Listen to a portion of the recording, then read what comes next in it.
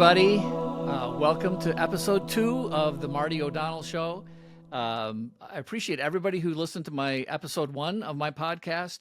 This week's going to be very different, actually, and that's what I'm hoping to do throughout the future. You'll never know what kind of guest is going to be on my show, and I had a lot of fun with this guy. If you're here, you probably already know who my guest is this week. I've worked over the years with many actors, and I got to tell you, I was looking at a list of people that I've worked with, and I've always just loved that part of my job in my career was working with actors and directing them in the studio. But this guy is top of my list. His name is Nolan North, and if you know anything about the game industry, you know that this guy has he's pretty much the #1 voice actor in games. I would certainly think of him as #1. And he's been friends with just about everybody in the industry. And we have a really good time talking about, how he got into voice acting, the art of voice acting, all the different people he's worked with. I didn't get him to actually name his favorite director besides me, but I'm sure he's got one. But anyway, I hope you really enjoy the show. I don't want to talk anymore because we got to get right into it. So here we are with Nolan North. All right, we're starting the show. This is the second edition of the Marty O'Donnell Show. I figured there just weren't enough podcasts out there, so I had to do one.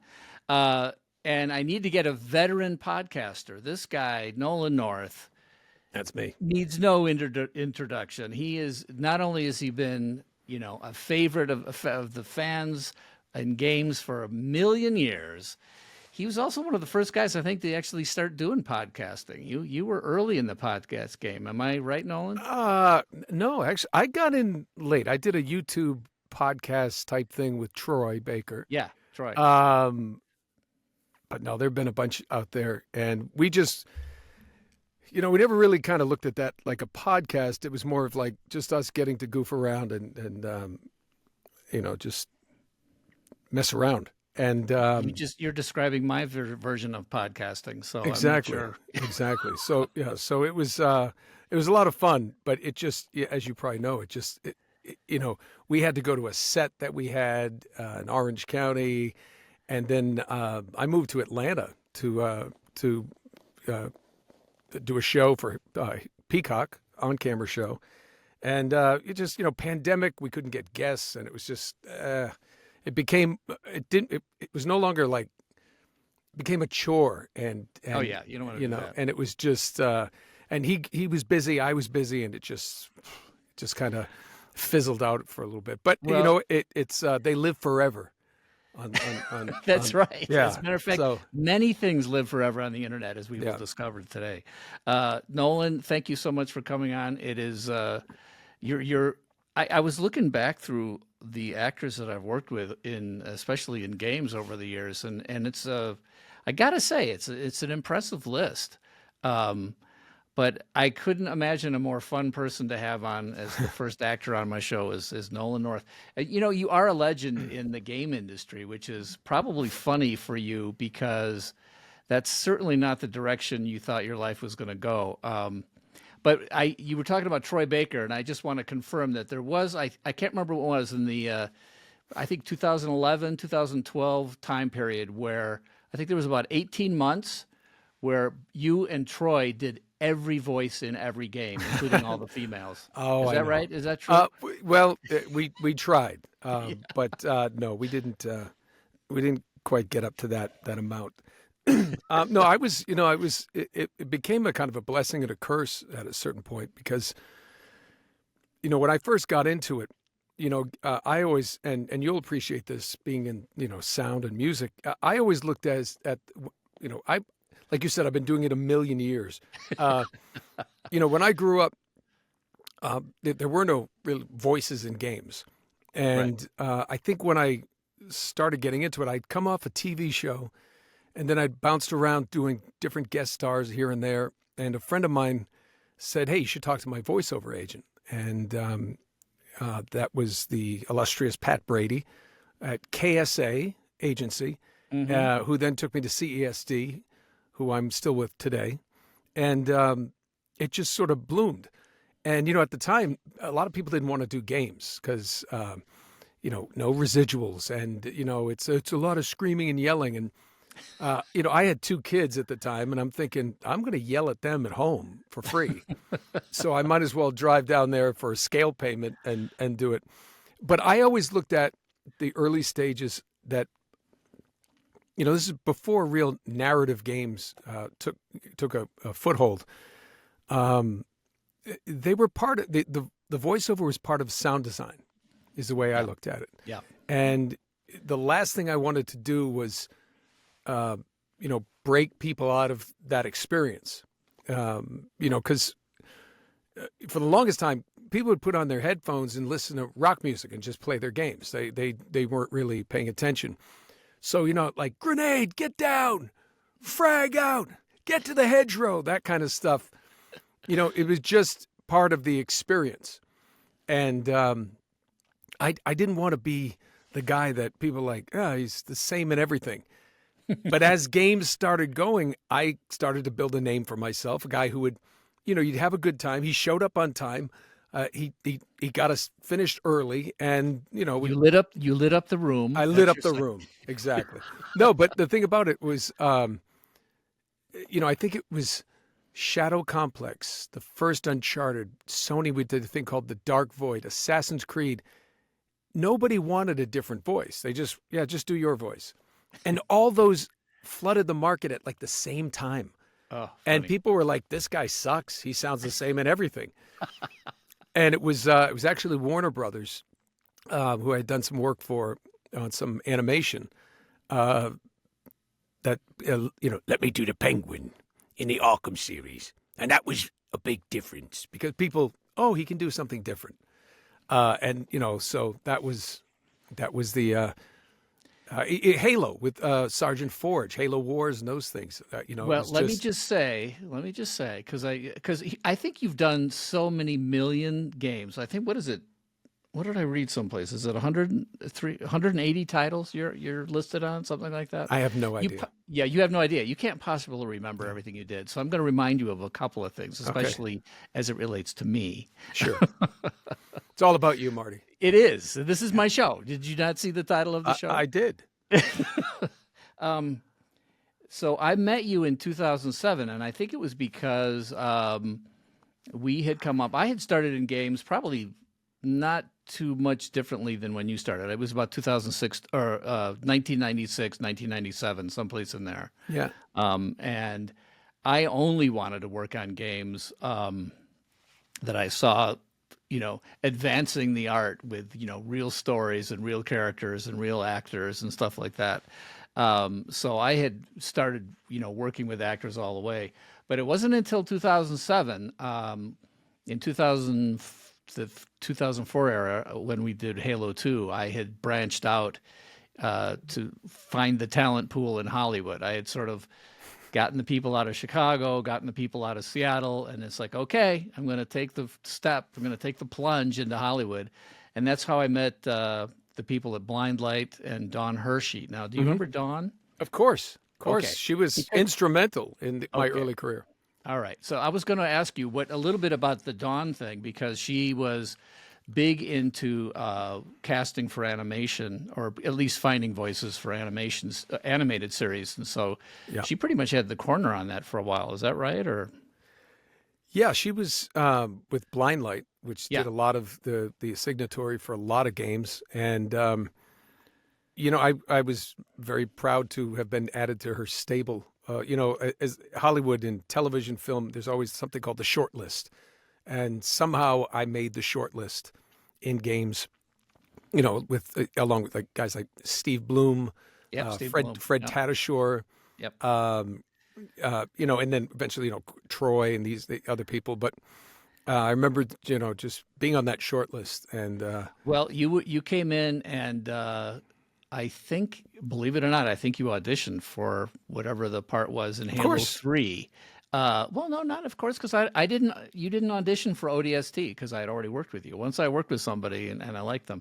But you were just coming in as like one of the random Marines. And I got to say, the fun part about Nolan North is that you do light up the room. You immediately, you're not just friendly, but you go into shtick. I could tell immediately that whatever I was going to ask Yeah, for, yeah, I was going to get more than I needed or expected, or I was going to get something extra.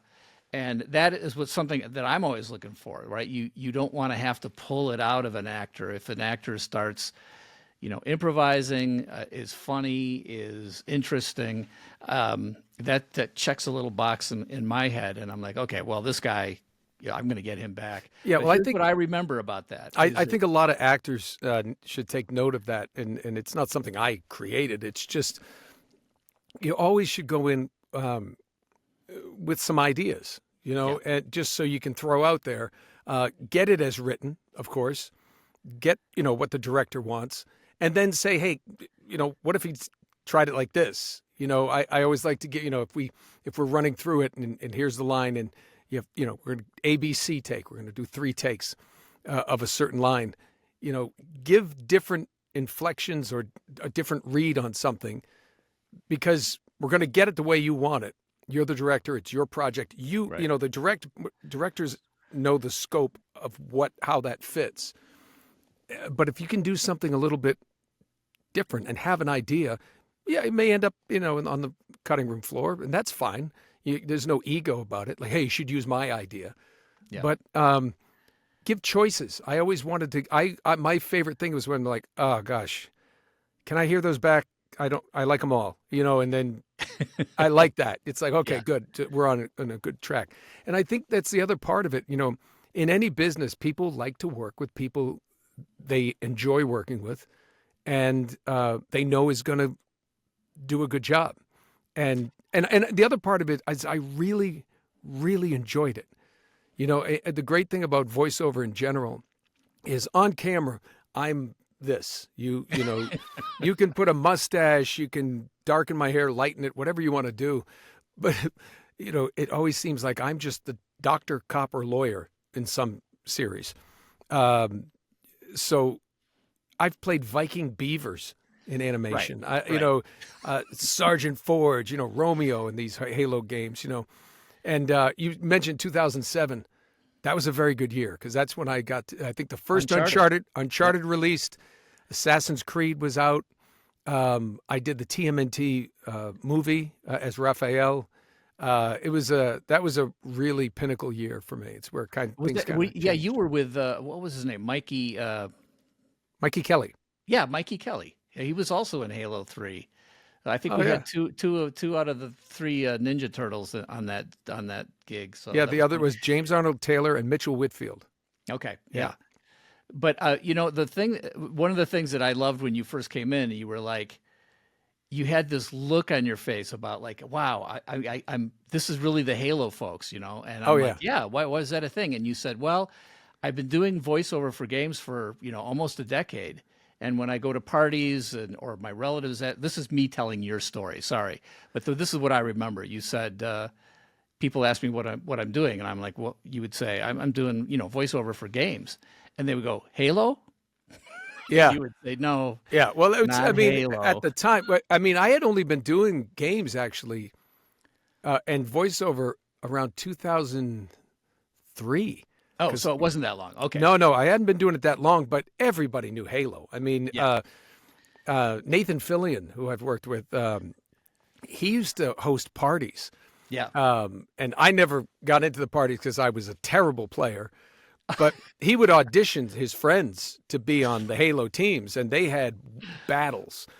So to be on something iconic, I don't care if it's Marine number 4. It's like That's what you were. Exactly. You were Marine number 4. I might have been 2 and 4 actually. Okay, that's 'Cause possible. I think that is true. yeah, we did those things. But then it moved up. Then Sergeant Forge in the Halo Wars, and then Right. Romeo Romeo. ODST. Which, by the way, I just as an aside, I was thinking back on that cast, and that might be my favorite tight cast, little tight cast of characters. I had Nathan Fillion, Nolan North, Alan Tudyk, Adam Baldwin, Trisha Helfer. Yep. I mean, that was a great cast for a game, and you guys just knocked it out of the park. I I have love that game and that one of my that favorite cast. stories about ODST is I went to after we had done it, it was released or was about to be released. And I caught heat for this. I don't know if you know this. I was at a studio in Burbank waiting to go in for my session. I think it was Prince of Persia, Sands of Time, I think it was called. I don't know. Playing the Prince. You're right. Yes. Of course you're Anyway. the Prince. Of course. What? Yeah, but it's it's Yuri Lowenthal's gig. Yuri Lowenthal was the first. Then they went Robin Atkin Downs. Then they went back to Yuri. Then they went to me. Then they went back to Yuri. So I give it to Yuri. Great guy, great actor. But I'm sitting there, and they had the game magazines on the coffee table there in the waiting room, and I'm flipping through one of them, Halo ODST, and I go and there's the cast, and it's Nathan Fillion, and then his character, Trisha Helfer, and hers, Adam Baldwin, hers, Alan Tudyk, hers, and then it went Romeo, and it was a silhouette head. It just said unknown voice actor. I have no and here's idea the thing. when that happened. That's Then I started getting heat and I looked, and Romeo was black. Yeah. Romeo wasn't black when we recorded. No, there was no. He was just a New York guy, man, just doing his thing. He's a sniper, baby. Let's go. And everyone was like, when things years later, people like, were you uncomfortable playing a black voice? I'm like, let me clear things up. That is not a black voice. Because the character wasn't black when I did it. They just hit the shade button on this character. It was never, and for whatever reason, but I mean, people actually got onto me for a little bit until I explained it. I was like, no. He that's not a black voice. That was because he was from the Bronx or something. I think Romeo was from. We had he was just sort of I think he was like a New York kind of guy, and he's a New York guy like this, baby. Come on, and I think we at gotta some go. point, after we recorded him, somebody decided to model him, and it's like, oh yeah, let's make him a black character. See, back then, I've talked about this, especially in today's sort of woke culture, where everybody has to be very careful about things. Mm-hmm. We had Sergeant Johnson and Sergeant Stacker in Halo 1. These were the two characters. And we called him Sergeant Stacker because his voice was played by a guy named Pete Stacker. Now, Pete Stacker is a black actor, but the sergeant was white. I mean, it just didn't mean anything. And David Scully is a black actor, and the character was black. But David, there was a point in time just a few years ago where I was having lunch with David, and I said, well, we weren't looking, I forget how we put it, but I was asking about some other character and what it would mean to say if somebody asked him to do a black voice. And he goes, I don't know what that means. And I'm like, that's what I thought. Like, you can say, I want to sound like you're from the hood, or I want to sound like I'm from London, or it's like, for me, it was Sergeant Johnson sounded like the guy we told him the character was the same as the sergeant in Aliens. So right, yeah, be that guy. And that's what it was back then. It wasn't it wasn't. You didn't think of it in race. I mean, like when people say, "Oh, you do voices. You do a black voice," I will tell them, like, "What does that mean? What does that mean?" And I did. Somebody was kind of being kind of shitty about it. Yeah.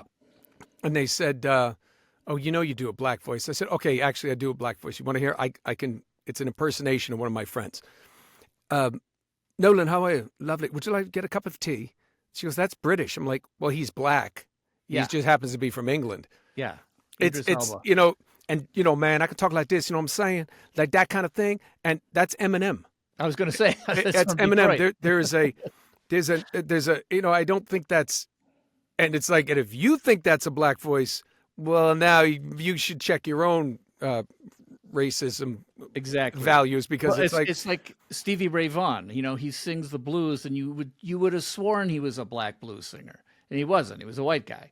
Yeah, so I just think, and we, like I said before, I've done creatures, I've done little old grandmothers in cartoons. It's like, You know, and in this day and age, you know, I had a good talk with Phil Lamar, a buddy of mine, and Phil has done more white guys than I have. You Sure. know, and he doesn't do a white voice; he just plays the character. Right. Um, Exactly. and you know, and I understand. You know, he explained it that it's better for black actors who don't have the opportunities as much as he does to play Sure. just a white guy. He said that a black actor plays a black character, a Latino plays a Latino actor, a Latino character. I remember there was a talk when Teenage Mutant Ninja Turtles, Mako was Splinter in the movie, Okay. and he passed away, and I could do an impression of Mako because it was an impression, Sure. and they it sounded like him, and they were going to use me, and Nickelodeon came down and said no, it has to be an Asian actor, and I totally understood that. It was fine, but at the same time, it's like, well, as long as that Asian actor can do it as well, you know, get the right. It's a voice. So, You know, that's what was great about auditions. It's yeah. you're just listening to a voice. You don't necessarily know if that actor's black, white, Latino, whatever. Right. Eric Bauza is probably one of the. I mean, my God, he's a savant. He's so good, and he can do anything. And I would never sit there and go, "Hey, you can't do that white character," because if he's better for that character, Of course. you know, then and he's Asian, so I applaud that. It's a talent, and Well, you know, it's not a Nolan- stereotype. You're not playing Yeah. a stereotype. Exactly. And to me, we never even thought about those things back when we were doing, Sure. when I was working on the Halo series. It just never even occurred to me. So, like, we had, I hired Keith David because Keith David's voice is just killer. It's Keith David's voice. You don't think It's- white, black, or anything. You just go, that's a great voice. And he played a giant purple alien. So, I mean, there was no race to that at all. And Yeah. his second in command is the other alien character. The Spec Ops commander was played by Robert Davi, which was very funny. To me, it was like a risky casting because you had this mellifluous, amazing voice of Keith David. I mean, his voice was just so rich.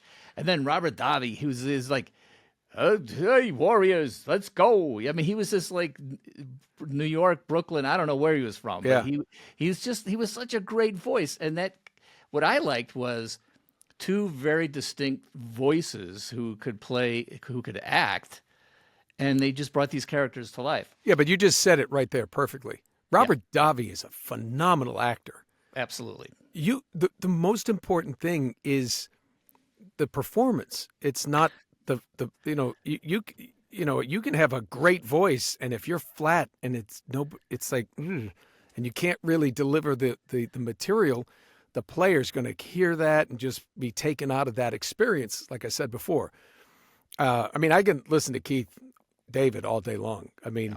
How you doing, man? How you doing, baby? Yeah, I see him now, and it's just like, oh, I wish I had that voice. Oh yeah, those pipes are unbelievable. Yeah. Well, great. so the thing I was going to tell you is that I think when I listened to all the voices for ODST, and we realized that Romeo was going to be this black guy, and sort of big, it felt to me like your voice. All we needed to do, I think. Yeah, we didn't do this other than it was just helped contrast your voice from the other actors and just fit the characters slightly better.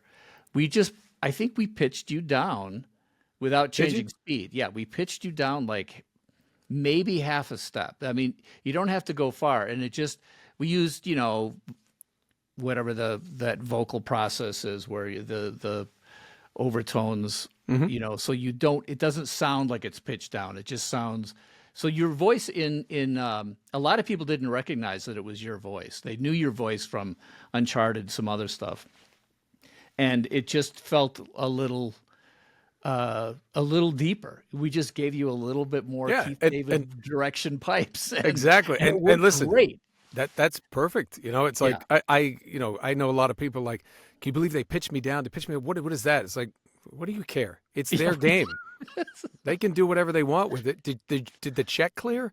then shut up and wait for the next, hopefully we get another one. I don't understand the egos that get involved in it. It's like, you're just a part of this machine. One thing I learned getting to know everybody at Naughty Dog so well, is how hard the rest of a development team has to work. Oh, the artists, there's the landscape artists, there's the particle artists, there's the programmers. All that stuff has to be. So, and as the actor, we get to go to Comic-Cons and sign the things. We're the voice. We have the easiest job. But you have to commit to it. You have to enjoy it, and do your part to make the game, because it's still a game. It's still something that the fans are going to play, and if the game's not good, nobody's going to recognize or care about your performance. Okay, this is the highly technical way that I'm gonna do this. I'm gonna play a couple of things. Okay. We'll probably replace it in post. So, so Okay. I want you to be able to hear this. This is your character when I first met you for Halo 3. It's got power armor, Chief. Take down its shields before you close. Very good. And then here's Romeo and ODST. I think this is the last. Wake up, Buttercup. Wake up, Buttercup. Hey, Buttercup. Wake up. See, now there you are. You Hey, gave me Buttercup, wake up. Yeah. And so that was unpitched down. That's just you. And I think we pitched it half a step, and it was perfect. And then this is I want you to remember this, because what's amazing to me is that we probably asked you to do a little session like this for an hour, one of your hours. Where you have to go through all the different kinds of screaming and pain and death and dying and all that stuff. What's funny to me is, like, you actors should just say, I've done this like 5 times. Here's a reel of all that stuff already. Yeah, I thought about that at one point. Like, I'll just bring in, back in the day, I'll bring in a CD. Yeah. Or, a stick. So here you are.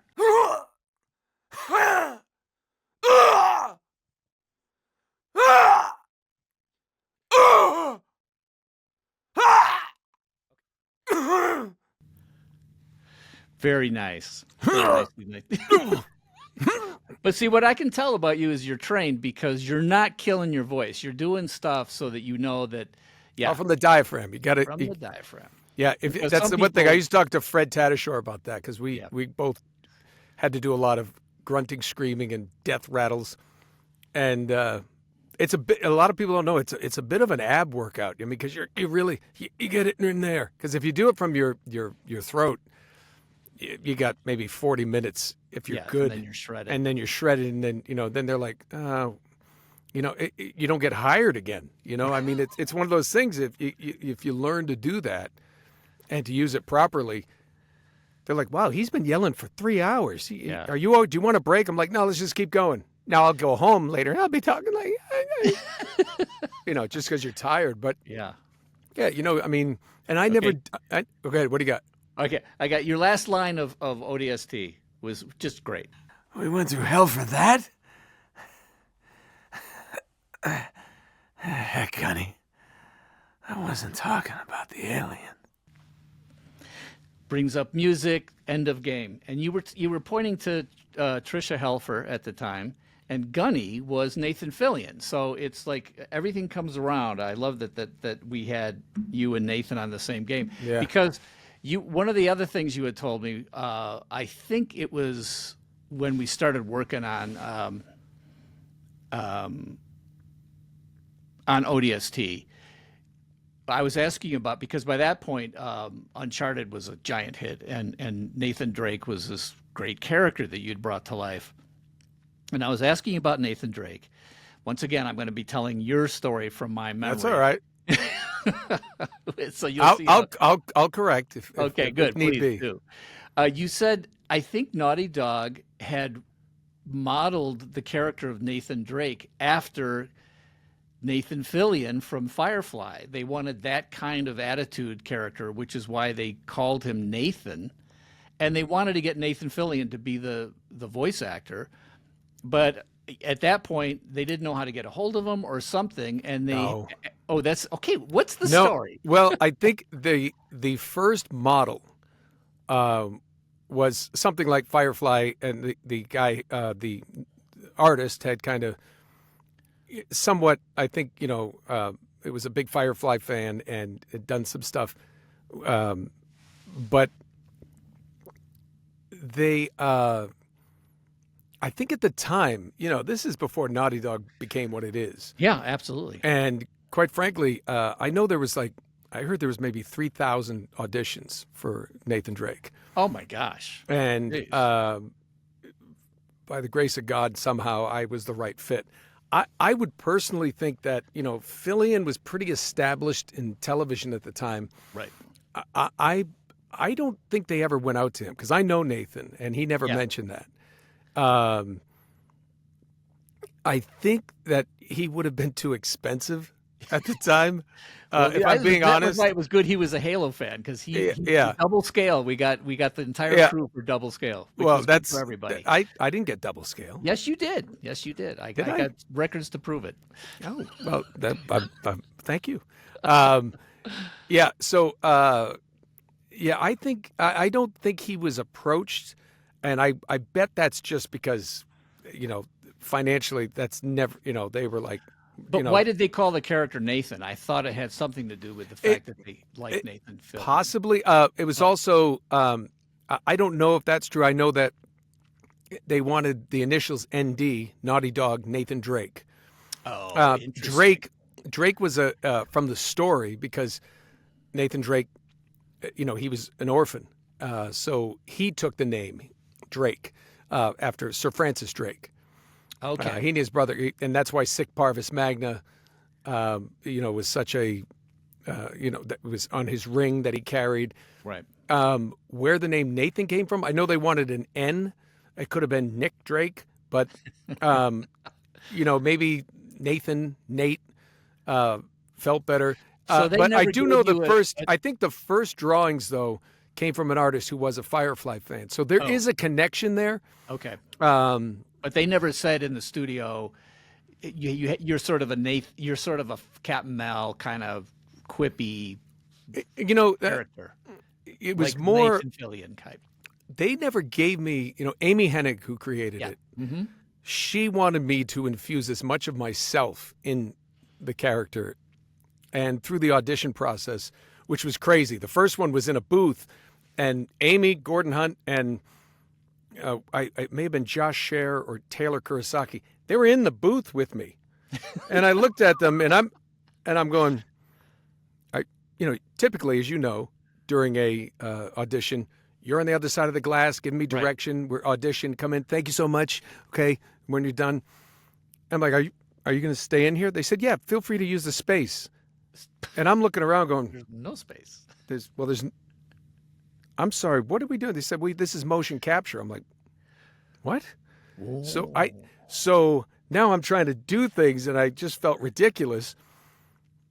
But whatever I did, I did add some things, just to goofing around, like, all right, crap, that kind of stuff. And that got me to a callback, which was actually in a studio. Yeah. And I remember I decided I was supposed to run and jump behind a rock, and they'd put a chair out there. And the girl reading with me was Emily Rose, who ended up, we had such chemistry, they re-auditioned her, and she ended up becoming Elena. Okay. And I decided, you know what, screw it, I'll just run in and I'll slide, like a baseball slide, behind the rock. So I ran and I slid, and it was kind of a dance studio. Yeah. And I slid too far, and I just kept going, and I grabbed the chair, the rock, and I went, and out of nowhere I went, crap.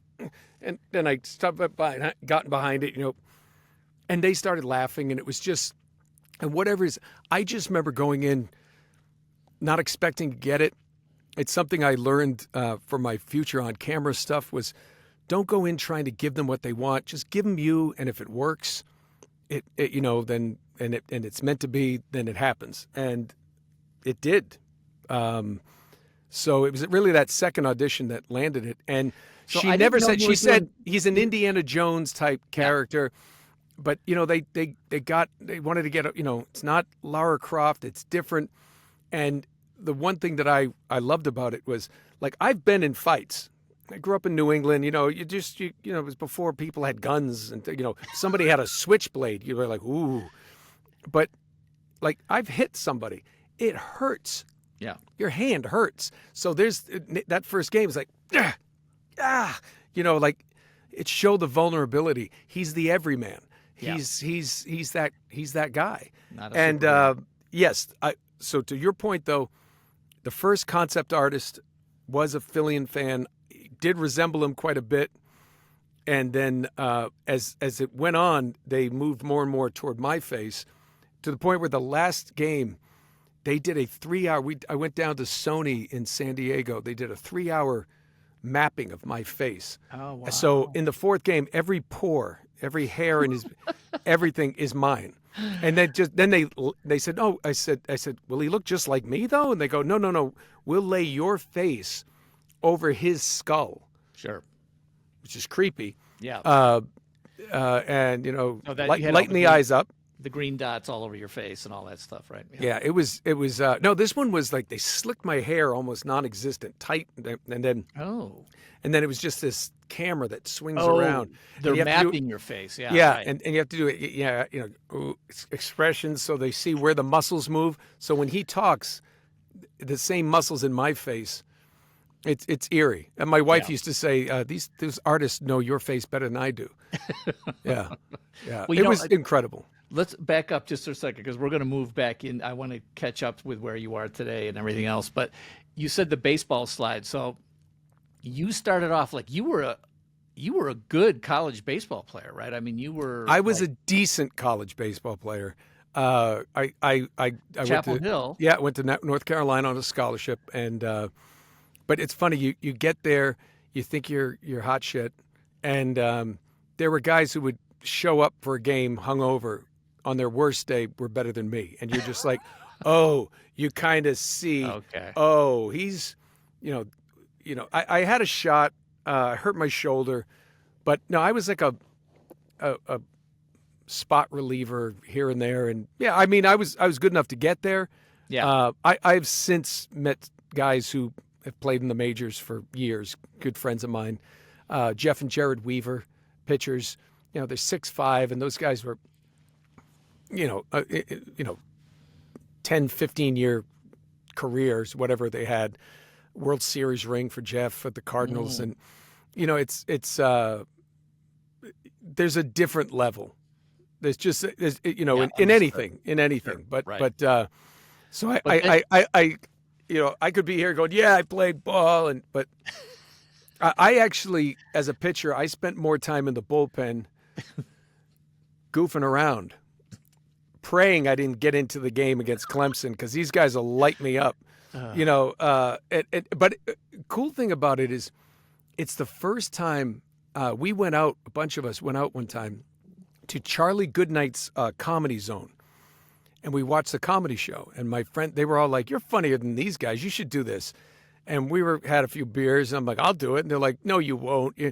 And they each bet me $20. There you and go. there was 8 of us, so $7. And I'm looking at $140, and I'm like, I'll go up and make an ass of myself for $140, because at that time that was good money for a broke college student. Yeah. And the following week I did it, I did like impressions, just like stupid, like Johnny Carson and weird, and I put like a little, and people liked it, and the owner said, "Hey, do you want to be my opening act, you MC?" Oh. So he said, "I'll give you $50 a show. You do a few minutes, and you introduce the comedians that come up. You can tell another joke or just whatever, introduce the next guy." So I did that. We did 2 shows Sunday, 2 Saturday, 2 Sunday. And if we weren't traveling, I was there. And, $100 a night. It was crazy. New York City, is that what you said? This was in Chapel Hill. Oh, was it Chapel Hill? North But then Carolina. you went to New York to do some stand up for a minute there, right? Yeah, well, I baseball ended. I went Yeah. to Emerson College for journalism, because I had a journalism degree, but because I was playing on the baseball team, I had no time to do internships.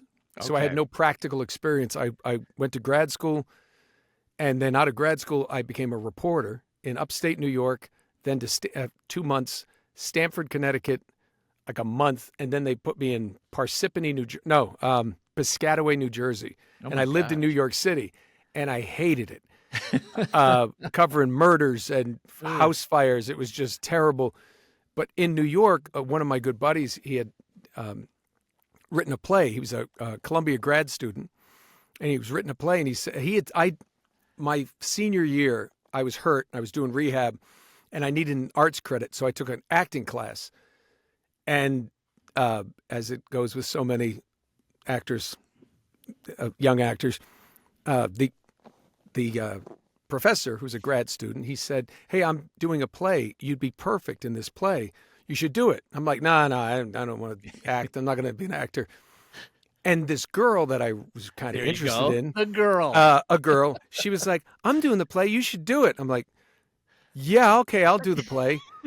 And it worked out. It worked out. Yeah. And so my friend, he had seen it. He went to Duke down the road from Chapel Hill. And now he's in grad school. And I'm like, "Well, I got a job." And he said, "You can rehearse at night, whatever." He said, "It's basically a series. It's called Southern Bazaar. And it was this series of monologues. So I just had to do this stuff. So I did it in my spare time. I remember I kept the script in my car when I was working, and I kept working on working it. And we did it. And, a bunch of Columbia grad student actors were in it. And the reviews came out, and I got some of the better reviews, because it's kind of the arrogance of ignorance. It's like, Sure. I just was playing. I just knew the words, and I did it. I loved it. And I remember I wasn't making much money. It was miserable. And I was with this girl, and that was just things were not going well. And I just finally, that ended. I had nowhere to go. I had no money. And my buddy bought me a mattress in this 1-bedroom apartment that was no bigger than this booth I'm in now. Wow. He bought me a mattress that we had to stand up behind the door and put down at night in his living room so I could sleep. But we started writing stand-up because I said, I've done that. Let's do that. So we started doing that. Then I did another one of his plays and another one of his plays. Then one of his friends had me in his. So I started doing a bunch of theater for free and stand-up at night for one place. It was on 116th Street. It was a bar that they did stand-up in the back, and there was no pay. Oh, man. But you got a free beer, domestic, and an appetizer. So chicken fingers, Yeah. and a Domestic bud, beer. a domestic Budweiser or something would be my dinner. And so I knew that, okay, that's my food. And then I got jobs at bartending, waitering, whatever, and I was making more money and enjoying myself. And for the first time, I was just happy. And finally, one night, we got drunk, and he was like, "You know what?" Because I had auditioned for off-Broadway plays and things, but they were all like, "Well, where did you study? Yeah, of Did course. you go to Yale with this?" And he said, "You should go to California. They don't care about your resume there. You just." And I went, and it was 7 months later, I got a 5-year contract on Port Charles, a spinoff Right. of General Hospital. And that was my start. And I was like, and it was great because I got paid to kind of learn Sure. how to do it. And So now you're on a we soap. are. You're Dr. What were you again? Chris Dr. Ramsey. Nick? Chris Ramsey. Yeah. Yeah. I mean, and there people can go look up on the internet and see the Yeah. funny reels. There's the one thing where you are near death. You basically die on camera, but you No. come back, I think, in the next episode. No, I didn't. No, I had TJ Fixman, writer who did Ratchet and Clank with Insomniac. He's now Okay. a great screenwriter. Just his big hit Carry On Netflix. Oh, He wrote yeah, that. Yeah. Oh, really? Yeah, that was a great yeah. show. I saw that. Yeah, he is still a very good friend of mine. He used to post that scene where I'm like going, and I'm with Kin Shriner. He's like, "Look what you done to her, Ramsey." Kin Shriner had gotten really into old movies, so he's Yeah. like, look at her, you mug. Look what you done to her." And I'm like, and I'm sitting there going, like I'm supposed to be feverish, having convulsions. Yes. And TJ Fixman would post that, and And then finally he said, "I'll stop. I don't want to." You're probably pissed Well, off. I said, "I think I'll it's ask- hilarious." Yeah, I'll ask my post-production people here to insert Oh, that great. scene. That would be Yeah, great, Marty. Thank you. Hey, I just did what they told me to do. of course. It was not my best moment. Now, speaking of Nathan Fillion, he was also on soap. You guys are about the same age, and you were on soaps at the same time, right? Well, yeah, but I think he did a short stint. Oh, was it a short stint? In New York? Okay. And then he went on to great success with stuff. And yeah, we did a show with Alan Tudyk, actually, who's one of my closest friends. Oh, really? Didn't even know him for ODST. Okay. But I think he's an absolute genius. Yes. And we did he did a thing called Con Man, and it was I played this character I had created, and Alan was going to be in Uncharted 4 before there was a shift in director, and he saw me goofing around with someone I was doing, like, yes, Jerry Lansing. It was kind of like Bill Shatner, meets Ted Knight. It was like, yes, I was mocap king. I made my first mocap suit out of cat hair while shooting an episode of Mannix. Just this ridiculous stuff. And I would just goof around, ad lib. And he said, hey, I'm going to send you a script. There's a character named like Gene or something. He said, but maybe that character. And I read it. And I went back the next day and I saw him. And he said, what'd you think? Did you read it? And I said, I'm all in. I have one ask. He said, what? I said, just rename him Jerry Lansing. That's the name I came up with. Lansing, Michigan. I don't know why. Jerry Lansing. And he did. Oh. And so I worked with him, Fillion. He and Tudyk and Fillion. Tricia Helfer was in it. I mean, we saw got Mindy Sterling and just it was a great cast of stuff. And it was just about the hijinks and the stupidity and the ridiculousness behind the scenes at Comic-Cons, and a lot of fun. Well, I'm going to play one more thing here. Okay. And let's see if you remember this. And here we go. This is actually something that could have been in Halo 3, but we decided not to have it in Halo 3. You are all of you vermin. Filthy little marsupials cowering in the dirt. Thinking what, I wonder? That you might escape the coming fire? No. Your world will burn until its surface is but glass. Not even your demon will live to creep, blackened from its hole, to mar the reflection of our passage, the culmination of our journey. For your destruction is the will of the gods, and I am the instrument. Wow! I could do it better now. I actually, we used to go around doing the Christopher Walken, and you'd be like, hey, could you read this? Christopher Walken, and it became just, again, that's the fun we had when we recorded together. It wasn't just we got the work done. Because you would break into a Christopher Walken, and I'm like, oh my gosh, you sound just like him. And you'd say, yeah, I actually have, done some ADR for him. I dubbed him. And the thing is, as he's gotten older, Yeah. everything gets a little more grainier. So sometimes he goes up here, right? But I found that if you really relax into the whole thing, you find it, right? I close my eyes and it's you. Into It's the darkness. I was, to name drop here, I was at the Sundance Film Festival this year, and my manager had set up this dinner hosted by Rabbit Hole Whiskey, which I'll give a plug to because it's amazing. Sounds good. And at the dinner was Bill Murray and Quentin Tarantino. And Bill, lovely guy and everything, but Quentin and I, Peter Mensa, great actor, and a couple others, we ended up drinking this whiskey till about 1:30 in the morning. And somebody said, hey, you got to do your walk-in for him.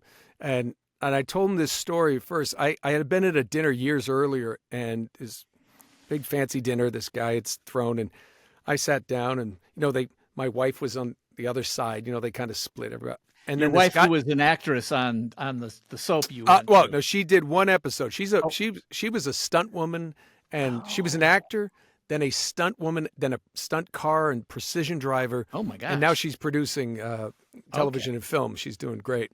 All right, but sorry, I didn't mean to interrupt. no, the guy sits down next to me, and I just look, and it's Dennis Hopper. Oh my goodness! And I'm going. He's like, "Hi, I'm Dennis," and I'm like, "Yeah, I know, And through the course of the meal, I finally turned to him and I said, "Listen, I do Christopher Walken's voice matches for some films now, and there's a guy in New York who does it, but I'm kind of the LA guy. And of course, that's gone now because he can record on his phone and send things in. But I said, I got to ask you, in True Romance, that famous scene where you shoot him, it was so brilliant. How much did you guys just ad-lib that?" And he looked at me, he goes, "Not a single word." He said, Wow. "Quentin Tarantino is such a good writer." He said, I haven't read anybody since Shakespeare that you don't ad-lib his stuff because it's on the page. You Wow. don't have to. He said, it's some of the easiest work because you just have to say the words. Truthfully, of course, but you have to just say it. And I told him that, and he goes, "Oh, well, he's very kind." He said, "Yeah." I said, and he said, "But tell me about this Walken thing." He said, "Can you do the famous line from Dead Zone? It's my favorite line." I'm like, "What's that?" He goes, "Oh, come on. You got to know. The kid's going to the hockey game, and man, he talks like that, and he really is animated." He goes, "Man," and he touches the kid, and he can see that the kid is going to fall when he's going to hockey practice through into the ice, and he's going to die, but he can't say anything. And the father, he's like, "Don't let him go. Don't let him go." So I turned to him and I go, and he says, and Tarantino goes, he looks at him and goes, "The ice is going to break." So he said, do it for me. And I go, "The ice is going to break." And he goes, no. Okay, say it more like, hit the brake more like that. And I said, and I looked at him and everybody's at the table. I go, "Okay, if I do this, can I tell people that Quentin Tarantino directed me?" And he goes, "Absolutely." And I go, "The ice is going to break." And he was like, "Nailed it." I'm like, "Check the gate." Moving on. It was funny. Nobody checks the gate anymore. Yeah, Oh, that's so yeah. There funny. is no I love it. gate, right? There's It's no all gate. digital. Yeah. But it was a moment. Yeah, I've gotten a lot of mileage out of doing that. There's so many people who can do them well, but Well, but the thing is, and it's it's great to see him now in Severance, which is a huge hit. And you're right, he's got this he's so much closer and down. And it's down. It's not down here. He's gotten older. Does this thing. I saw an interview with him recently that he said they asked him about his intonations and things like that. He goes, he said that every script dialogue has a musical quality. He said he started in musical theater as a child. That's why he's a great dancer and everything. Right. And he said all words have a musical, so I try to find the musicality in them. He said sometimes I'll lay my pages out and I'll do a little dance when I'm to find it. And he goes, and I don't know how it sounds to other people. He said, but I know it's right when it sounds right to me. And so people think, does he try to do that? It's like, no, that's what he thinks it sounds right. Yeah. And he's got a unique cadence and rhythm that I agree. It's very musical and it's almost always unexpected. Like you wouldn't have thought somebody would put the pause where it is or elide so quickly where you're not expecting it. But and you know what that does though? Yeah. It makes you listen more because you're just like, it's like, I will not eat them on a train. I will not eat them in the rain. I do not like green eggs and ham. Listen to me, Sam. I am. You're like, you would never read that like that, but it makes you kind of listen to his words. Maybe I don't know. He's got such an amazing quality. Well, this is something else you must have at some point. I think it's interesting. You were in baseball and journalism, and then you found yourself because a girl encouraged you to go into a play. But you always must have had the ears of a mimic because you can pretty much you hear things and then you can duplicate them back. I think I've likened it to people who can play music by ear. Yeah. They hear something. Maybe it's just something. I was always able to, my dad raised me on British television. We watched Fawlty Towers and Monty Python and Benny Hill, and he loved Alec Guinness and the great Richard Burton. So we watched those movies over and over. So I was always able to hear a British accent pretty well. So if it was like somebody very posh, like a James Mason. I remember doing James Mason as a child. That's the same. Like, what is him? Look at him in Vertigo or North by Northwest. I mean, North by Northwest. He was there was this. I was always able to hear that, and Yeah. some of my British friends have been. They said, yeah,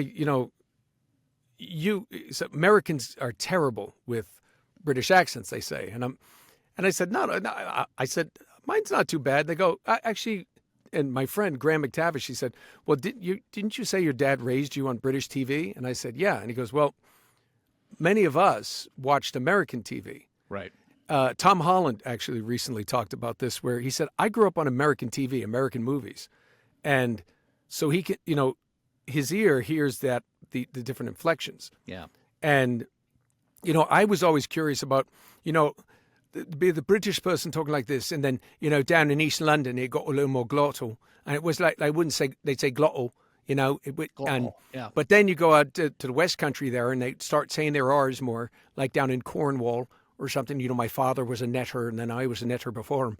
Yeah, it's like Irish coming in. and then the Irish is just a little bit faster. You just have to be able to What a lilt. a little bit of a lilt if you're in Dublin, but if Northern Ireland, just a tad different.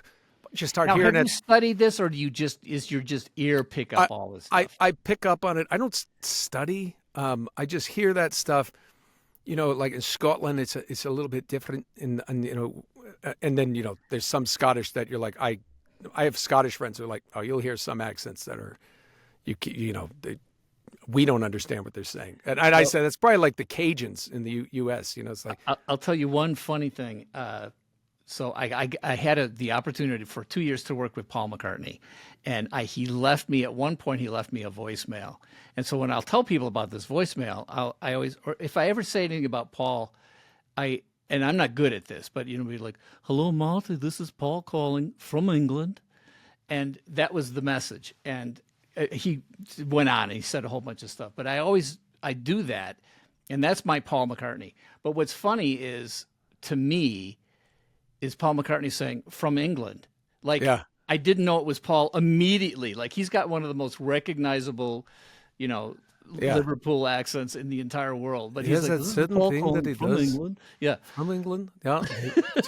But he's got like a softness to it. Oh, and yeah. a kind of a different kind of musicality to his voice, that he says things. Yeah, I think the British accent. There's so many, and There's so many. It's so interesting. And there's in the United States, like Minnesota, they have certain things, and Chicago, Yeah. how they put the second thing there, and down south you can have the guy.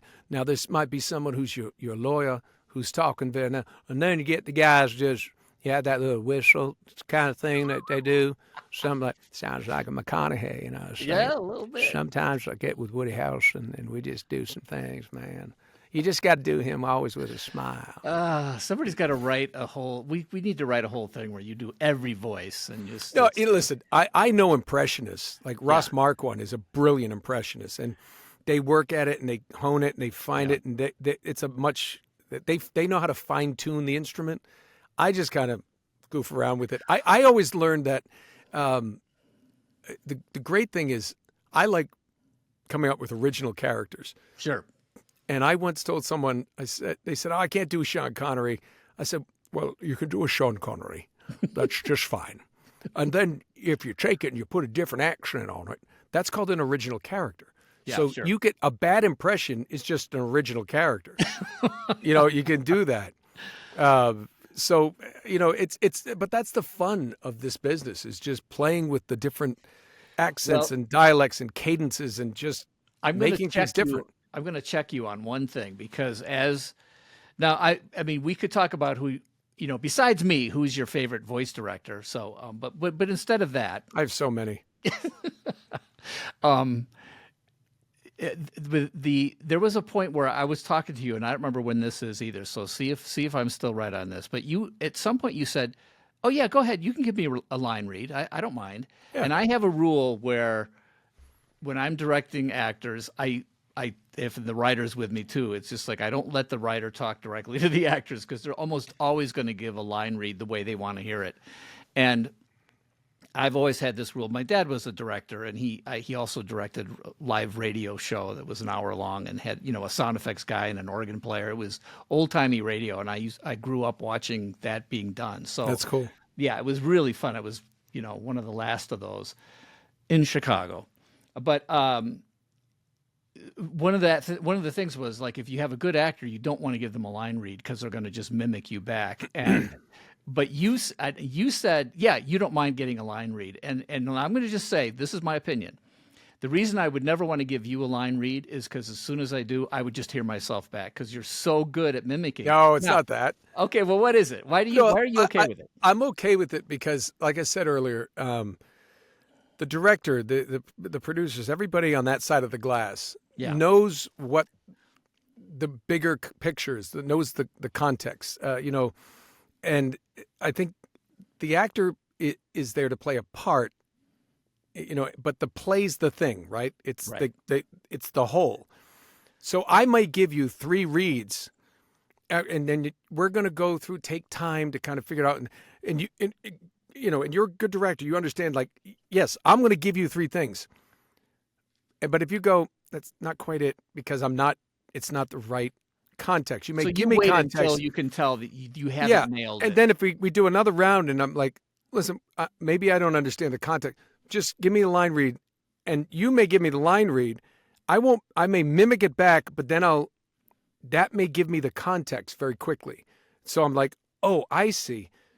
It may be really hit the eye on that, like, Sure. Yeah. I don't care, I don't Right. care. I don't care. So it's, All right. and it I goes won't- back. I It won't goes make back fun to of you for that. no, it's not that. It's just it goes back to the ego thing. It's like I don't want anyone to think like I know better. Let me do my thing. That just seems so. It's not collaborative. It's like I've come in with a plan, which no actor should ever go into a scene with a plan. So I'm just saying, give me a line reading. If I don't get it in the first 6, and like he's way off. It's like, let's not waste time. You guys need to get to lunch or go home, depending on what time that session is. Right. I'm not trying to keep you here. If I haven't gotten it, I'm missing something I don't know. So just, I used to tell people that because, especially when I started making a name for myself, like, well, we don't want to give him a line reading. It's like, no, if I'm just missing the point. It hasn't happened a lot. I mean, Right. But it's just I like people to be, like, look, nothing's sacred here. What I Right. do is nothing sacred. We're trying to get this done Well, in a responsible amount of time. You obviously didn't go to method acting school, so I think that's one of the great things. It's just like because you hit your marks, you show up, you memorize your lines, you give the people what you hope they want. But you are such a pleasure to work with. I just gotta say, I like I said, I think any business you got to be someone people want to work with because that's how you work again with them. Okay, I'm going to go hire one you. more thing. Go You ahead. started out voice, you did mocap. I'm sure you've done perf cap, right? Performance capture. It's the same thing. Yeah, It except was you have a called microphone. it was called motion capture. Now it's Well, performance but before capture. but you have to be in a studio where you can have some sort of microphone and it's soundproof enough. We so that always had we had mics up here on our hat. even first- but that was just for reference. So you almost didn't you usually replace your voice after that? Only or- on the first Uncharted. oh, The first okay. Uncharted, we had to ADR everything. Okay, On the second time, they got it. Sometimes you'd have to pick up things in case there was a scratch. right. And it was only Uncharted 4 and the later ones where they had the helmet. But that was more for the cameras, which was a whole nother story because you have this light right in your face. Yeah. Yeah. And so so the last thing we're over an hour here, and you're a sweetheart, of course, for staying so long. And I could be opening up a huge can of worms here, but uh-oh. I'm experimenting with retirement. I'm not really working. I'm doing stuff like this now, so that's fun. But AI, where are you on the AI thing? Because that just seems scarier than hell to me. Because I can see as a developer, as someone who could see how to use AI voices, especially in the early stages of development where we're iterating. But of course, that's taking work away from people, even at that stage. Even though I'm going to do, okay, well, let's do the Nolan North guy and then write the script and then throw things out and edit and change. Now we have the final script, and now I bring in Nolan North for one session. Whereas I hate to say it, but I would totally be doing that and still feeling okay about myself because I still hired Nolan North at the end. But there's something about that that kind of bothers me. How do you feel about that? Well, the one thing, you said this earlier, and this is why I think actors need to understand, it's about the performance. It's not the voice, it's not the sound, the tone, it's the performance. If they want to use AI for, the legal reads at the end of a car commercial, like 999, fine. Nobody likes doing that anyway. Right. But I think, like you said earlier, I used to come in and we'd gift the stuff on the page, but then I may give you something different. I'm going to give you something you may not have thought about. I'm going to give you a different kind of performance. Maybe my read is going to be different than, what you expected. AI is going to give you what you expect. It's going to give, these are the words on the page. This is what it said. And it's going to give you this generic vanilla performance. Yeah. And even when I did temporary lines for actors early in my career, they would come back and they'd have a type of performance to hear, understand the context of the scene, and then just do their voice, whatever. The AI can't give you the nuances of performance that, Nolan North will bring to that character that you didn't expect. Troy Baker, Laura Bailey, somebody, trying to replace a performance. You can replace a voice, but you can't replace a human performance. There's different emotion. I mean, imagine AI trying to do Christopher Walken. Well, no, those you can AI his cadence, but he's going to do it differently. Yeah. If you had do something, so that's what makes that stuff. And the thing is with AI and looking for protections, AI changes every 4 to 6 months, and there's a new advancement or something. And but I think there's as long as actors understand that they can replace a voice, but they can't do the performance. And I understand there's all kinds of things, like for Call of Duty, Dr. Richtofen, they can get somebody who sounds like this, but will they do the little things that maybe go up here on this line, but maybe then it gets really serious. And AI can't do that. No, they don't have the range. Maybe it won't make the choices.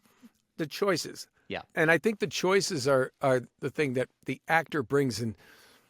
That's the performance. And I don't see, and maybe I'm naive about it, but there's a difference between voice and performance. When I meet young actors, I want to be a voice actor. I said, well, be an actor first. Right. Do theater, do improv classes, learn what makes you unique to every other actor who's going to audition. Those are the things, whether it's voiceover or on camera, you got to just give your version of that performance, because until they pay you, they don't have to, they don't tell you how to do it. So, that's the difference. It's like, I can do all these amazing voices. Can you act with them? Right. That there's two different things.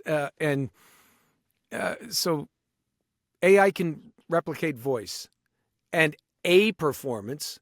Right. But will it have the nuances, the creativity, the will it have depth? And people will feel that. Yeah, I agree. The depth of a performance, it's just, you can recreate somebody saying things. But I really stand on the fact that if you're a good actor, you're going to bring something that AI can't. Yep. I agree. And again, maybe I'm naive. I think it's worth keeping up the talks about and, keeping an eye on. Yep. But we both know this is a business, and the business wants to save money. Right. But you're not going to get the same kind of things. You're not going to.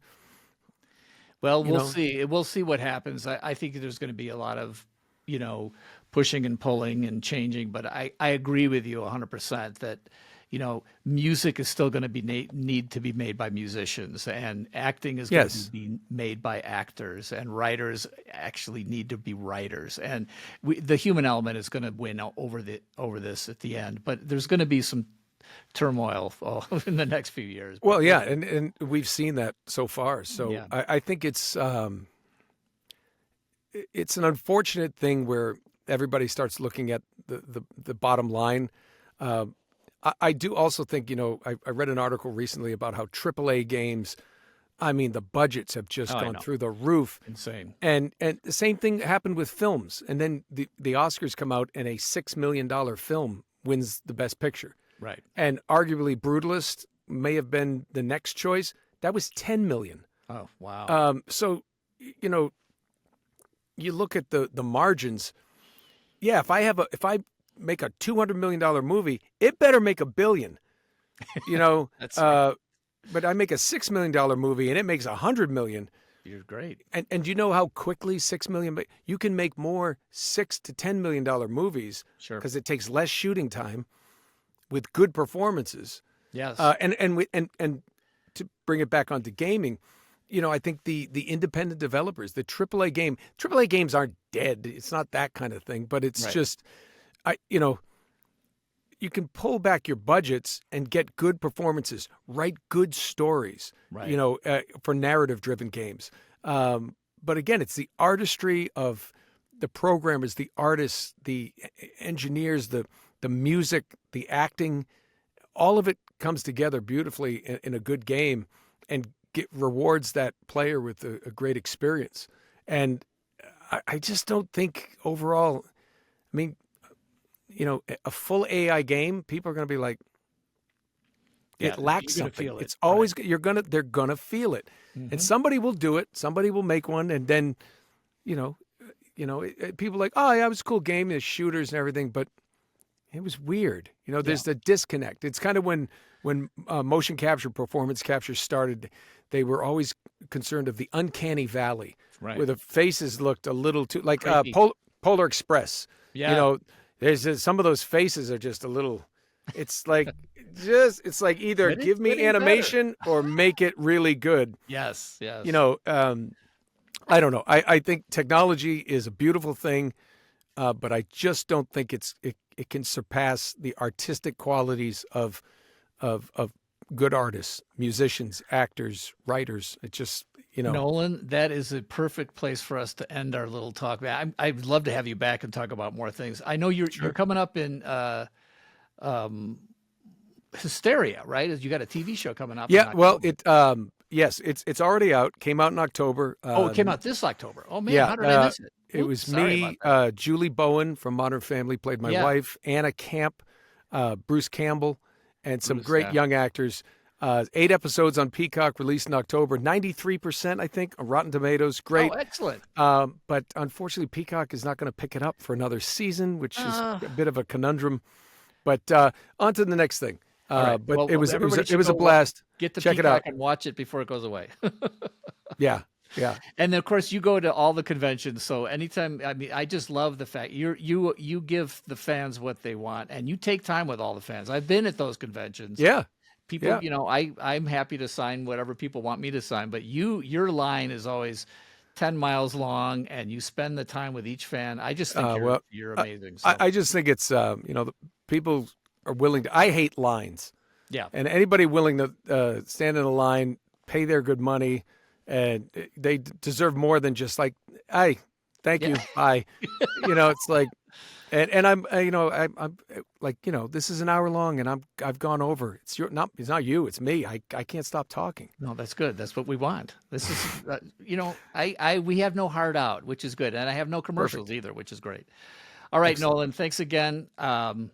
I hope I can have you back sometime because you're a blast Yeah. to talk to. And, Yeah, and I yeah. love working with you. And I'll see you at some convention when they ask me back.